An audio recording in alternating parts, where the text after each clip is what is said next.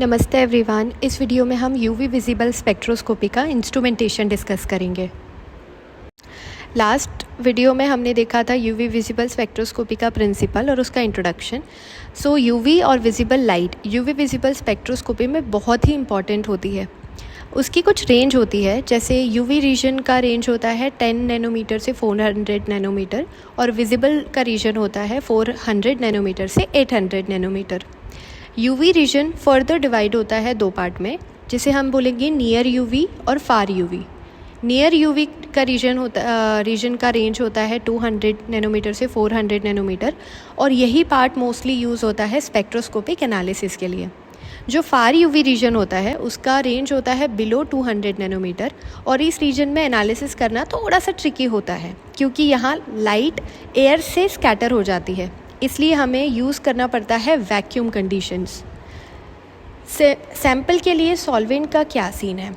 UV spectroscopy में आपको transparent solvent चाहिए जो खुद यूवी लाइट एब्जॉर्ब ना करे। जनरली हम सॉल्वेंट यूज़ करते हैं यूवी विजिबल स्पेक्ट्रोस्कोपी में इथाइल अल्कोहल या इथेनॉल और हेक्सेन। ये सॉल्वेंट यूवी रीजन में मोस्टली ट्रांसपेरेंट होते हैं, इसलिए वो सैंपल की लाइट का उसके एब्जॉर्प्शन पे कोई इफ़ेक्ट नहीं करता। अब हम डिस्कस करेंगे यूवी विजिबल स्पेक्ट्रोस्कोपी के पार्ट्स के बारे में, क्या क्या कंपोनेंट्स होते हैं और उनका क्या काम होता है। जैसे फर्स्ट होता है सोर्स, लाइट का स्टेबल सप्लाई। स्पेक्ट्रोमीटर में लाइट सोर्स सबसे फर्स्ट स्टेप होता है। इसका काम होता है stable beam of radiant energy देना एट डिज़ायर्ड वेवलेंथ। इसके जो कॉमन लाइट सोर्स होते हैं that is deuterium lamp UV के लिए यूज़ होता है और tungsten lamp which is used for visible spectroscopy. Next होता है मोनोक्रोमेटर। जनरली स्पेसिफिक वेवलेंथ अगर हमें चाहिए तो ये डिवाइस इलेक्ट्रोमैग्नेटिक स्पेक्ट्रम का एक रिस्ट्रिक्टेड रीजन आइसोलेट करता है। इसमें इंक्लूड होते हैं प्रिज्म, ग्रेटिंग्स और फिल्टर्स। इससे हमें मिलता है मोनोक्रोमेटिक लाइट जो एक ही वेवलेंथ पे होती है और perfect for accurate measurement. Next है सैंपल कंटेनर, जहाँ आपका सैंपल होता है। सैंपल को रखने के लिए यूज़ किया जाता है क्यूवेट या सेल जो कि ट्रांसपेरेंट होता है। ये जनरली बनता है क्वार्ट्ज या ग्लास का। पाथ लेंथ भी यहाँ पे डिफाइन होता है जो जनरली होता है 1 सेंटीमीटर। नेक्स्ट है डिटेक्टर। लाइट को सिग्नल्स में कन्वर्ट करते हैं डिटेक्टर। इसका काम होता है लाइट को इलेक्ट्रिक सिग्नल में कन्वर्ट करना। जनरली जो डिटेक्टर हम यूज़ करते हैं यूवी में दैट इज़ फोटो डायोड और फोटो मल्टीप्लायर ट्यूब। जैसे ही लाइट डिटेक्ट होती है ये एक मेजरेबल करंट प्रोड्यूस करता है जिसे डिटेक्टर डिटेक्ट कर लेता है। नेक्स्ट है सिग्नल प्रोड्यूसर या रीड आउट या फाइनल आउटपुट। ये जो सिग्नल प्रोसेसर या रीड आउट सिस्टम होता है ये फाइनल आउटपुट दिखाता है। जो सिग्नल डिटेक्टर से आता है उसका यहाँ प्रोसेस किया जाता है। ये सिस्टम के सिग्नल को एम्पलीफाई करता है या फिल्टर करता है एंड देन शो करता है रीडिंग्स। रीड आउट हो सकते हैं analogue meter, digital display, computer screen या फिर कोई ग्राफ और चार्ट के फॉर्म में भी रिकॉर्ड हो सकता है। यूवी स्पेक्ट्रोस्कोपी में एक्यूरेट रिजल्ट मिलने के लिए सबसे इम्पॉर्टेंट चीज़ होती है एक रिलायबल रेडिएशन सोर्स। तो चलिए देखते हैं कॉमनली यूज्ड रेडिएशन सोर्स कौन से होते हैं। फर्स्ट है tungsten lamp, mainly for visible region, जिसकी रेंज होती है 400 to 800 nanometre. Not ideal for deep UV but काफ़ी स्टेबल होता है। सेकेंड है हाइड्रोजन डिस्चार्ज लैम्प, ये भी यूवी रीजन के लिए काम आता है, specially for UV range. Next आता है deuterium lamp. It is mostly used source for near UV region, जिसकी रेंज है 200 to 400 nanometre. It gives stable and continuous output, that's why it's preferred. Next है xenon discharge lamp that emit both UV and visible radiation in a broad range। काफ़ी intense source होता है और generally useful होता है fluorescence spectroscopy के लिए। Next है mercury arc lamp. It emits sharp spectral line in UV region. कभी कभी स्पेसिफिक वेवलेंथ एनालिसिस के लिए भी यूज़ किया जाता है। अब क्वेश्चन ये है कि ये रेडिएशन कैसे बनते हैं। सभी सोर्सेस में गैस को एक्साइट किया जाता है by passing high energy electrons. जब इलेक्ट्रॉन्स गैस मॉलिक्यूल से टकराते हैं तो मॉलिक्यूल एक्साइटेड स्टेट में चले जाते हैं और जब ये मॉलिक्यूल रिलैक्स करते हैं तो वो यूवी रेडिएशन इमिट करते हैं। सिंपल फिजिक्स है एक्साइटेशन, रिलैक्सेशन एंड रेडिएशन। अब हम रेडिएशन सोर्स का थोड़ा सा और डिटेल में समझेंगे। सो रेडिएशन सोर्स में यूवी विजिबल स्पेक्ट्रोस्कोपी में दोनों ही रीजन विजिबल या अल्ट्रा वायलेट के लिए अलग अलग लैम्प्स यूज़ किए जाते हैं। आइए समझते हैं कौन कौन से सोर्स किस रीजन के लिए बेस्ट है। फर्स्ट है विजिबल रीजन के लिए tungsten filament lamp. Tungsten filament lamp use होता है मेनली विजिबल और नियर इंफ्रारेड रीजन में।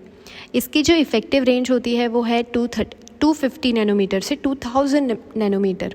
It is best working range है 320 to 1100 नैनोमीटर। इंस्ट्रूमेंटेशन जो सिर्फ टंगस्टन हैलोजन लैम्प यूज़ करता है वो विजिबल रीजन में ही एक्यूरेटली मेजर करते हैं। ये लैम्प इंफ्रारेड एज तब भी काम करता है बट यूवी के लिए सूटेबल नहीं होता। नेक्स्ट है अल्ट्रा वायलेट रीजन के लिए हाइड्रोजन डिस्चार्ज लैम्प। इस लैम्प में होते हैं 2 इलेक्ट्रोड जो एक हाइड्रोजन फिल्ड सिलिका एनवेलप के अंदर होता है। ये लैम्प देता है continuous spectrum from 185 nanometre to 380 nanometre and above 380 nanometre emission continuous नहीं होता। इसलिए ये लैम्प पूरा यूवी रीजन के लिए परफेक्ट नहीं माना जाता। ये जनरली यूज़ होता है जब हमें डीप यूवी मेजरमेंट चाहिए होते हैं। हमारी आंखें सिर्फ एक स्पेसिफिक वेवलेंथ रेंज को देख पाती हैं, इसे कहते हैं विजिबल स्पेक्ट्रम, जो लगभग 400 नैनोमीटर टू 780 नैनोमीटर तक होता है। देखिए इस चार्ट में सबसे छोटी वेवलेंथ होती है ultraviolet light 400 to 420 nanometre के रेंज में। इसका फ्रीक्वेंसी सबसे ज़्यादा होता है। उसके बाद आता है इंडिगो 420 टू 440 नैनोमीटर और ब्लू 440 टू 490 नैनोमीटर। जो लाइट कलर के जो कलर्स होते हैं, ठंडी कलर्स जो होते हैं उसमें आते हैं। नेक्स्ट है ग्रीन कलर, जो हमें नेचर में सबसे ज़्यादा दिखाई देता है। उसके बाद है येलो कलर और जिसकी रेंज है 570 टू 585 नैनोमीटर और ऑरेंज कलर जो है 585 टू 620 नैनोमीटर, जो वार्म कलर्स कहलाते हैं। और फाइनली सबसे बड़ी वेवलेंथ होती है रेड लाइट की, जिसकी विजिबल स्पेक्ट्रम होता है 620 टू 780 नैनोमीटर। इसका फ्रीक्वेंसी सबसे कम होता है। इसका एक इंटरेस्टिंग फैक्ट ये है कि अल्ट्रा लाइट सबसे एनर्जेटिक होती है और रेड लाइट सबसे कम एनर्जेटिक। इसी वजह से रेड लाइट का use danger sign like traffic signals और अलार्म के लिए किया जाता है, क्योंकि ये दूर तक ट्रैवल करती है। नेक्स्ट पार्ट है मोनोक्रोमेटर, एक ऐसा इंस्ट्रूमेंट जो रेडिएशन को वेवलेंथ के अकॉर्डिंग डिस्पर्स कर देता है और सिर्फ एक स्पेसिफिक वेवलेंथ को ही पास होने देता है। मोनोक्रोमेटर के 3 पार्ट्स होते हैं। फर्स्ट होता है एंट्रेंस स्लिट। ये एक शार्प स्लिट होता है जो इनकमिंग हेटेरोक्रोमेटिक बीम को डिफाइन करता है। सेकेंड है डिस्पर्सिंग एलिमेंट। ये सबसे इम्पॉर्टेंट पार्ट होता है जो अलग अलग वेवलेंथ को सेपरेट करता है। डिस्पर्सिंग एलिमेंट्स प्रिज्म भी हो सकता है या ग्रेटिंग भी। नेक्स्ट है एग्जिट स्लिट। ये सिर्फ एक पर्टिकुलर वेवलेंथ की लाइट को पास होने देता है। अब डिस्पर्सिंग एलिमेंट्स के बारे में थोड़ा सा समझते हैं। जैसे फर्स्ट प्रिज्म काफ़ी यूज़ होता है, जो जनरली ग्लास, क्वार्ट्ज या फिर फ्यूज्ड सिलिका के बने होते हैं। ग्लास प्रिज्म की रिजॉल्विंग पावर हाई होती है, लेकिन उसकी एक लिमिटेशन भी है। ये 200 टू 300 नैनोमीटर की रेंज में ट्रांसपेरेंट नहीं होती। इसी वजह से क्वार्ट्ज या फ्यूज्ड सिलिका प्रिज्म ज़्यादा यूज़ किए जाते हैं, क्योंकि ये पूरे यूवी रेंज में ट्रांसपेरेंट होती है। तो सिंपल वर्ड्स में अगर देखें तो मोनोक्रोमेटर एक तरीके का फ़िल्टर है जो कॉम्प्लेक्स लाइट को तोड़कर सिर्फ एक डिज़ायर्ड वेवलेंथ के रेडिएशन हमें प्रोवाइड करता है। नेक्स्ट है सैम्पल कंटेनर। सैम्पल कंटेनर के जगह पर हम जनरली क्यूवेट का यूज़ करते हैं, जो यूवी विजिबल स्पेक्ट्रोस्कोपी में यूज़ होता है। क्यूवेट एक छोटी सी रेक्टेंगुलर या स्क्वायर शेप की ट्रांसपेरेंट ट्यूब होती है जिसमें हम अपना सैम्पल सॉल्यूशन फिल करते हैं। इसका काम होता है लाइट उसके थ्रू पास हो सके और एब्जॉर्बेंस मेजर किया जा सके।